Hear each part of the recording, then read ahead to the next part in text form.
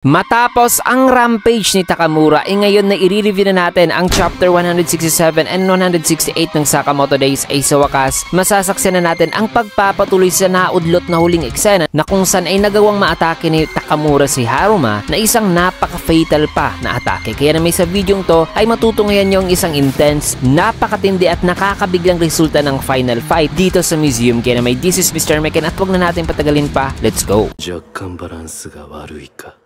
Nagsimula eksena dito kay Takamura na nagsasalita na sabing ang mundong ito ay puno raw ng mga basurang walang karapatang mabuhay. May kita naman itong si Haruma na nagawa pa palang maitulak si Uzuki upang hindi ito madamay sa atake ni Takamura na humati talaga sa kanyang katawan, bagay na gumulat ng husto kay Uzuki. May kita naman si Takamura na huminto na at ibinalik ang kanyang katana sa scabbard nito. Maya-maya pa'y sina Sakamoto naman at Nagumang magkasabay na umatake at blinak naman ni Takamura habang pilit namang iniinda nitong dalawa ang kanilang mga sugat na sabi naman sa isipan ni Nagumo na paano raw kaya sila magtatagal sa ganitong klaseng mga injuries na kanilang nakuha mula kay Takamura. Kagad namang binunot ni Takamura ang kanyang katana na ginamit nito para ma-block ang atake ni Nagumo at maatake naman si Sakamoto gamit ang scabbard. Kaya na may habang nagka-clash sila ay dito naman sa isipan ni Nagumo ay sabi niya na kainis. Totoo ba raw ang taong to na ano ba raw talaga ang deal nito? Kasi napakalakas nito mga kaibigan. May kita naman si Gako na naghanda na sa likuran ni Takamura kaya sinalubong siya dito ni Takamura ng katana na para bang tumama talaga sa ulo ni Gako na laking gulat ni Nagumo at Sakamoto na nagawa palang makagat at maputol pa ni Gako ang dulo ng katana kahit na nahiwa pa ang gilid ng kanyang bibig. Kaya na may kinelyuhan na ngayon ni Gako si Takamura at inilapit dito sa kanya na gamit ang putol na katana ay nagawa niyang mahiwa ang gilid ng ulo ni Takamura pati na ang isang mata nito. Subalit nasaksak pa rin siya ni Takamura, bagay na nagpatulala naman kay Sakamoto na nang bumagsak na rito si Gako ay in split second ay sila naman ni Nagumo ang magkasabay na inatake. Na habang magkasabay na silang papabagsak ay sabi naman si Zipa ni Sakamoto na di man lang daw niya na-anticipate ang attacking yon, na hindi raw talaga nila matatalo ang taong to, na patay raw talaga silang lahat dito sapagkat patay si Haruma at Gako ay bagsak na. May kita naman si Uzuki na na-traumatize talaga mga kaibigan sa nangyari, kaya naalala niya rito ang kanyang memory kasama si Gako, Uda, Haruma at Kumanomi, pati na rin ang kanyang memory dito kay Akao. Kung kaya't napahawak ngayon si Uzuki sa kanyang ulo at napaluhod habang sumisigaw na sabing bakit lagi mo na lang na kinukuha ang pamilya ko? Bakit? Nakatingin lang naman sa kanya si Takamura na sabi pa ni Uzuki sa kanyang sarili na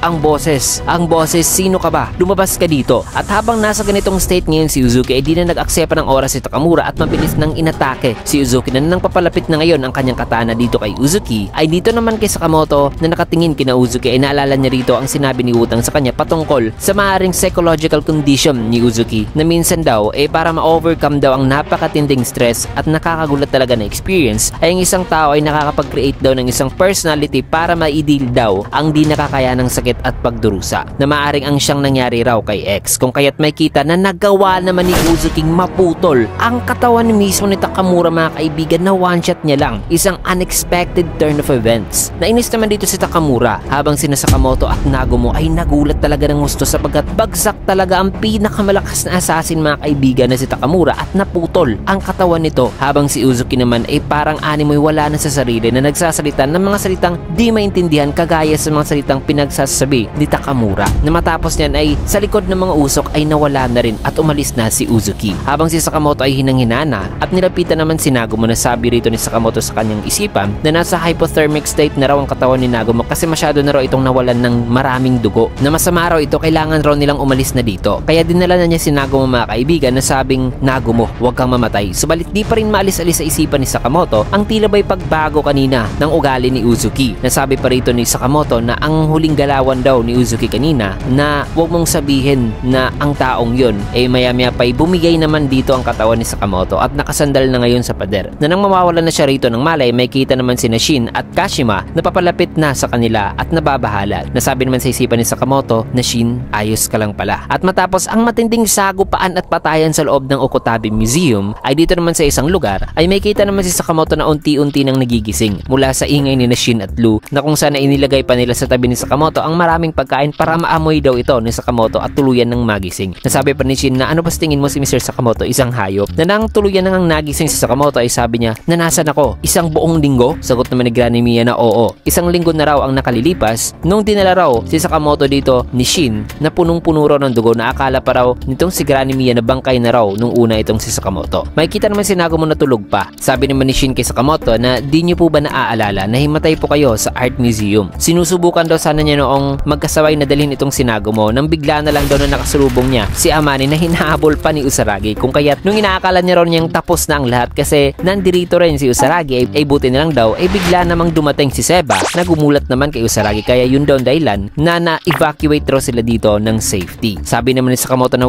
masaya raw siya na ayos lang daw ang lahat. Subalit sabi naman ni Shin na pero ang problema daw ngayon ay ang JAA ay kasalukuyan daw gumagamit ng mga tao para hanapin daw ngayon sina Sakamoto. At makikita naman ang mga JAA assassins mga kaibigan na napapadalas na pumupunta dito sa store ni Sakamoto, na kung saan ay si Aoi ay ang nasa counter ngayon na tinatanong kung nandirito ba raw si Sakamoto. Nasagot naman ni Aoi na may bibilin po ba kayo. Maya pa'y nakatanggap na ng message si Aoi mula kay Shin, nagising na raw si Sakamoto, bagay na nagparamdam naman ng relief dito kay Aoi. Maya pa'y sa isang special news program ng mga assassin ay ibinalita rito na ang damage daw na nangyaring pag-atake noon sa Octavi Museum last week ay nasa estimated daw na over 20 billion yen, at ang mga floaters ay nagpapatuloy daw ngayon sa restoration activities. Pinakita naman dito sa screen ang mukha ni Nagumo mga kaibigan, Sakamoto at pati na si Uzuki na sabing ito raw ang mga mastermind noon sa attacking nangyari sa Octavi Museum. Kaya itinuturing na raw itong tatlo ng mga special class A extermination targets, at kasalukuyan daw ngayong hinahanap ng mga investigation department ng JAA itong tatlo na sa ngayon ay di pa raw nila mahanap-hanap ang kanilang mga lokasyon. Dada pa rito na ang pag-label daw sa mga assassin na isang special class A extermination targets ay nangyari lang daw ng 2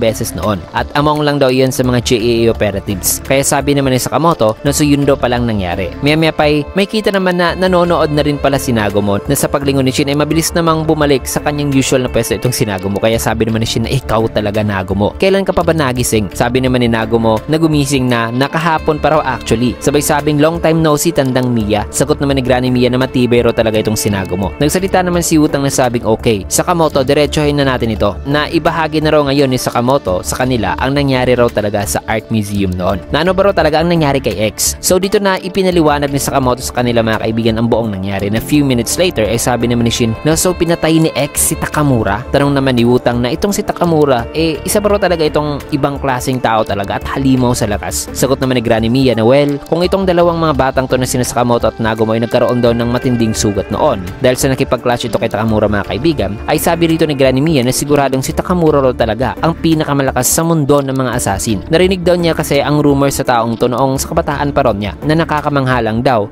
na ngayon ay may isang tao raw pala na nagawa raw mapatay si Takamura. Tanong naman ni Luna, gaano ba raw talaga kalakas itong si X na to para mapatay ang ganoong kalakas na tao? Inuchi sagot naman sa Sakamoto na hindi yun si X. Ngumiti lang naman si Nagumo na sabing oo. Nagtaka naman dito si Shin sa kung ano ang ibig sabihin ni Sakamoto dito, kaya paliwanag naman ni Sakamoto na sa nangyaring huling atake raw ni Uzuki at ang mga galaw daw nito noon nung umalis na ito ay 100% raw siya na sigurado dito na si Uzuki ay naging si Mr. Takamura daw. Bagay na gumulat sa kanilang lahat na nakikinig ngayon mga kaibigan. At tanong pa ni Utang na sinasabi mo ba na nag-take over noon kay X ang persona ni Takamura? Sagot naman ni Sakamoto na oo, tama ka. Kaya sabi naman ni Shin na tama. Nagumo, ganyan din ba tingin mo? Ngumiti naman si Nagumo na sabing nung una ay akala raw niyang namamalikmata lang daw siya. Pero nung ina-analyze niya raw talaga at inisip daw talaga ang kanya nakita noon ay sa tingin niya na ang tanging tao lang daw na kayang pumatay kay Mr. Takamura ay si Mr. Takamura lang din daw. Kaya sabi naman ni Luna, teka, ang isang persona ay nagtitake over sa isang persona. Totoo ba talaga ito? Sabi naman ni Shin na oo nga. Baka takot lang daw talaga sina Sakamoto noon at gulat. Napaisip naman si Utang na sabi naman ni Shin na di ba Utang? Bakit ba wala kang sinasabi ngayon? Kaya paliwanag naman ni Utang na ang multiple personality disorder daw ni Slur ay natitrigger daw mula sa napakatindirong stress. Ito ay kanya lang daw ang hypothesis, pero ang psychological stress daw noon na sinapit ni Uzuki nung nakita niya na pinagpapatay sa harap nito ang kanyang mga kaibigan at ang takot din daw nito kay Mr. Takamura ay maaari raw nag-trigger sa self-preservation instincts ni Uzuki. Kung kaya't para raw maidil ang lahat ng yon at si Mr. Takamura ay gumawa raw mismo si X ng isang panibagong persona mula sa kanyang kaloob-looban at ang persona na yan ay isang kopya raw mismo ni Mr. Takamura. Bagay na gumulat sa lahat at nagpaiba sa atmosphere dito mga kaibigan sa loob ng silid. Nasabi pa ni Utang na ito raw ang pinaka worst case scenario na pwede niyang ma-imagine na nangyari talaga sa panahon na yon. Matapos niyan ay dito naman sa isang lugar may kita naman si Shishiba at Usaragi na papalapit sa isang tao na nakatingin ngayon sa oras na sabi pa nito na long time no si Shishiba at Usaragi na 14 seconds late daw sila. Na ano ba raw masasabi ngayon ni Shishiba? Sagot mo ni Shishiba na lagi mo talagang pinupo na ang kahit na mga maliliit lang na bagay ano. Ano bang may iiba sa isang minuto lang? Ano bang pwede mong gawin sa isang minutong lumipas? Sagot naman itong lalaki na isang bagay lang daw. Pwede raw niyang patayin si Shishiba. Sagot naman ni Shishiba na sige, subukan mo. Tungo naman itong order member pala na nagangalang Oki na so ini-expect mo na magtatrabaho ako ng libre? Kung gusto mo akong i-hire para sa isang trabaho ay dapat na magbayad ka at idaan mo yan sa JAA para mapatay kita sa kahit na anumang gusto mo. Nainis naman dito si Shishiba kaya sabi naman ni Kamihati na nasa gilid lang na tama na yan. Bakit ba pinatawag mo pa kami rito? Sagot naman ni Oki na habang nasa ibang bansa raw kasi siya para sa isang assignment ay 2